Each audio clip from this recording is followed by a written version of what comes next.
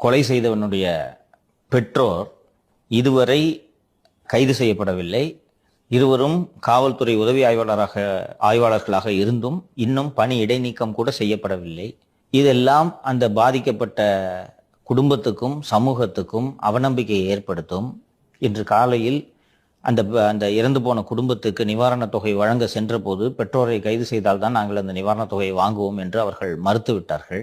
இறந்து போன கவின் தேவேந்திர குல வேளாளர் சமூகத்தை சேர்ந்தவர். தென் தமிழகத்தில் திருச்சிக்கு தாண்டிய தேவேந்திர குல வேளாளர் மிக ஒரு சக்தி வாய்ந்த ஒரு சமூகம், எண்ணிக்கையில் அதிகமாக இருக்கக்கூடிய சமூகம், வலுவான சமூகம். தேர்தல் நேரத்தில் அந்த சமூகம் தாங்கள் புறக்கணிக்கப்பட்டதாக உணர்ந்தால் என்ன செய்வார்கள் என்பதை ஆளும் கட்சியும் உணர வேண்டும், எதிர்கட்சிகளும் உணர வேண்டும்.